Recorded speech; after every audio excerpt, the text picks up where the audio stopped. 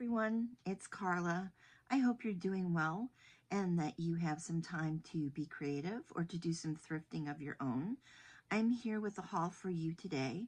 I haven't done one in a while. There's just been kind of a lot of life going on.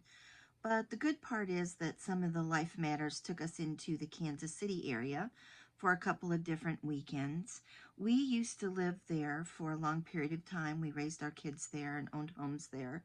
So I got to go back to some of my favorite haunts, although I do have to say that some of my very favorite have gone out of business. But let me share with you what I found thrifting, and also I hit up a couple of antique malls. And I will give you names so in case you're traveling and you're interested in checking them out, I'll put those in the description box. First, let's talk about the thrifting. I wasn't real impressed with it. I went to 3 or 4 different places. Craft supplies were in short supply. There was not a lot of old, interesting things. My second trip to Savers, the second weekend, I did find a few books, and I'll share those with you. I am finding that the thrift store prices really seem to be increasing, even here in Des Moines at some of my favorites. So I think it's a trend we're all kind of sad about, but it is what it is. So the first book I got is called The Victorian Childhood. And let's see. Watts, it looks like, is the author. No, Ruth Thompson. Published by Franklin Watts in London and Sydney. I thought some of the illustrations in here could be fussy cut. And also it's just an interesting book on what childhood was like in England in the Victorian era. Let's give you a quick look at that. And all these books were $4, which again I think is a little high. I think I would have found them here for a bit less. I collect these Dover, we used to call it clip art books. I came up in the advertising world for a lot of years. That was my career. And I was one of the old school people who did actual cut and paste before it was all digital computer work. So these little pieces we'd paste down, we'd call clip art. So they have a nostalgia for me. There's a uniqueness to these images that I don't always see. So I pick them up whenever I can. This one is all nautical illustrations. They do sometimes come with a CD. And I do have a laptop that allows me to use the CD. But I also have a scanner, so I can scan things. These I don't think are great for fussy cutting because they're pretty shiny and they're just black and white. And some of them are just so small, they just kind of disappear. But I can resize them in Photoshop Elements. So just a lot of nice nautical stuff, and I'm a huge fan of nautical images. So there was that one. And then I also got this one with decorative wreaths and frames. Again, it did come with the CD. I immediately spotted this one. I'm working on a bee journal right now. If you see my Instagram or if you look in my shorts, you'll see the work I did on the cover. And again, just lots of little images. Most of these you're really going to want to be able to size up or down for your page. Probably mostly size up. But I can make my own labels and things with these. So I also got that one. Then I went to 2 different antique malls. Lone Elm in Olathe, which is spelled O-L-A-T-H-E. We lived on the Kansas side of the state line, so not Kansas City proper. And that's where I did all my shopping, was in 3 different communities over on the Kansas side: Olathe, Overland Park, and Lenexa. So those were the areas I was in. So the one, Lone Elm Antiques, is out in Olathe. And then I also shopped at Sentimental Journey Antique Mall, also in Olathe. So I picked up this fabric sample book at one of them. It was just $2. It does have some things already cut out of it. A lot of the fabrics I wasn't that interested in. They're just very upholstery, like this twill. These that are the two-tone I did pull out a black and yellow one for the bee journal. But what really interested me most was these that are kind of like suede. And there's enough of them, and they are inexpensive enough. I don't know if I mentioned it, but it was $2 for this upholstery book.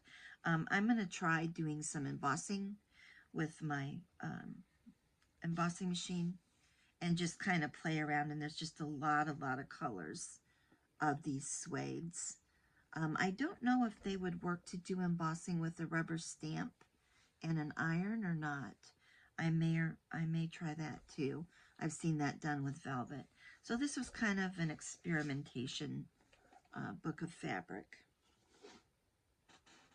Then if you followed me, you know that I've got a little press and I do my own letterpress printing, and I couldn't resist this print block because, again, I like the nautical things, so I love the anchor. It says sign on in the banner. Of course, it's backwards, so it'll be correct when you print it. I can always not ink that and then have that banner be blank, and I could stamp my own phrase in there or just leave the banner blank. But I'm assuming this was for recruiting for the Navy. And I just really like the anchor. Lots of great detail in that. And I like the banner too. Not necessarily what it says on it. Then I picked up, for my craft room collections, I picked up this box, JP & Coates 6-strand floss. I love these old boxes. I love the graphics on this one with the two women sewing. Their silhouettes. You can see it's got some staining like water damage or whatever, but that just gives it some character. The box is empty. I just bought it for the box itself. It originally held Hunter's Green.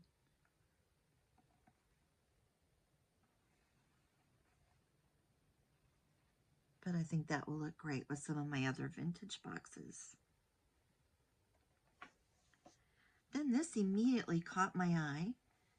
That's actual embroidery on fabric, and it is machine embroidery. And it's not super vintage because on the back it says made in India, and it's a handcrafted card set of 6. And the cards are the same as the box, and that's actually the fabric and embroidery.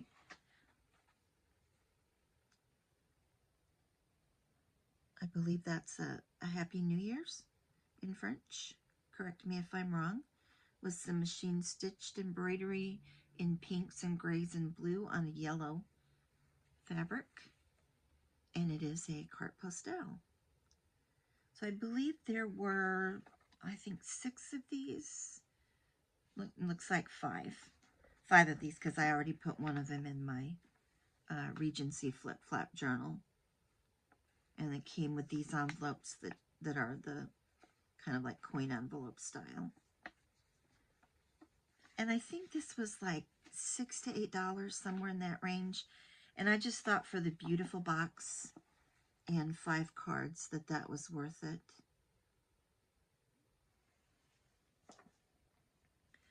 I picked up this little school souvenir booklet.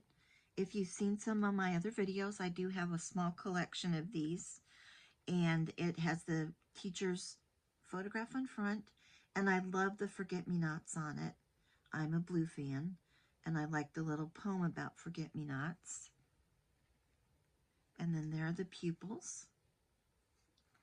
And let's see what school this was for.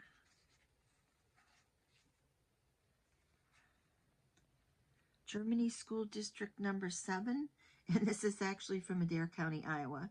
So I found an Iowa school souvenir in the Kansas City area and brought it back to Iowa. So Flossie Silverthorne was our teacher, and this was 1909. And I just love these. The graphics are always beautiful. It's so fun to read the students' names, what names were popular back then. They're just lovely little souvenirs. So there's Flossie. She looks like she would be a nice teacher. And then I thought this was amazing. I found this pile of needlework patterns, and I've never had patterns this old, and I'm not even sure when they're from. I don't think I see a date. Obviously, they are just about to fall apart. I'm going to have to do some gluing them onto some support to use them. But I love old sewing patterns, and I've never seen this brand and this age. Bizarre glove fitting patterns. There's some ads on the back.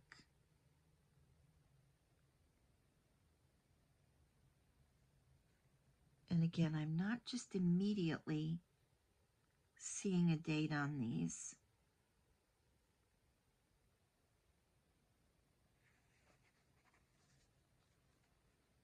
This one is a McCall. These were all bundled together. I've seen this image before with that hat. And they do still have pattern tissue paper in them, most of them. Oops, I've got more than one there. This is called a lingerie blouse. Just kind of give you a look at all of that.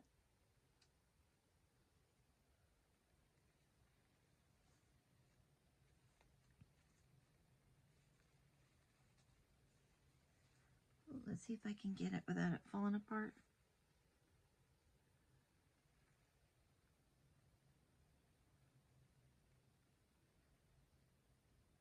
Semi-princess dress for Mrs. and Small Women.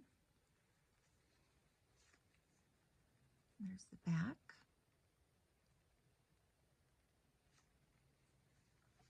And then we just kind of have some pieces here that have fallen apart that were included. But even those would be nice in a collage. And the last one looks like it was for a child. This one says it was Butterick.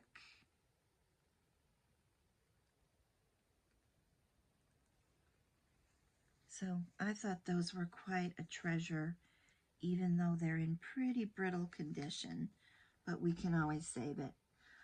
I found this certificate, which I thought was just gorgeous. I think it'll make a great page in a book. I probably would fold it so the female image would be complete and not folded in half. But I love blue, and this one just popped out at me. These were all nicely packaged up against cardboard with a cellophane clear wrap over it and stacked in a box, and I was thumbing through them, and the minute I saw this blue one with the woman image on it, I just stopped. I thought, I don't need to look at the rest. This is the one I wanted. I love that it had these holes in it. I always love that detail on canceled checks and things. I don't know why, but I just love that. So there's that. It's been stamped canceled, if you can see that. Just a beautiful graphic, and the blue is just so vibrant. And this was for the International Telephone and Telegraph Corporation. Clark, Dodge and Company. So like a stock certificate. And this was from Maryland. But isn't that blue vibrant? It's just gorgeous. So I had to have that.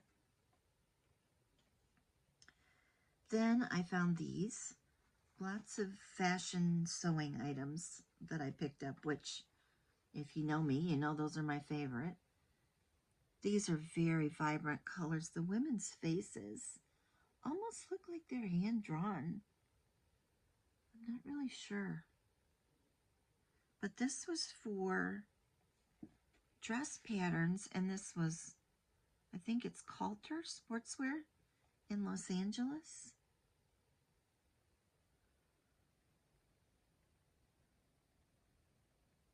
And again, I'm not sure that this is showing me the year. But I just thought they were so stunning. And then these had been marked down from $7 to $4 or $4.50, I don't remember. But I just thought they were amazing. They have some silver around the edge, if you can see that. And there were 2 of them. I almost got one, and I thought, get both of them or you're going to regret it. And I also thought if I wanted to make some kind of a journal, I might want like one in the front and one in the back or something like that. But I've never seen anything quite like this. Even the background has a little bit of a, almost like a moire design. Same company.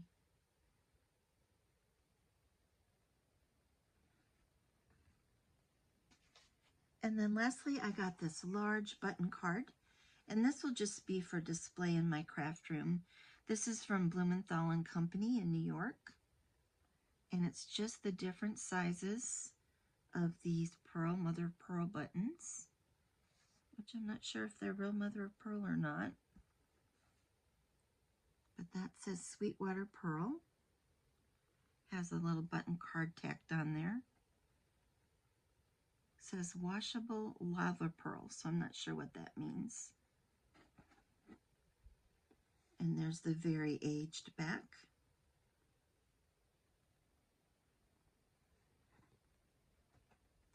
So that was my haul. I hope you enjoyed it. If you did, please give me a like, and also I'd love to have you subscribe.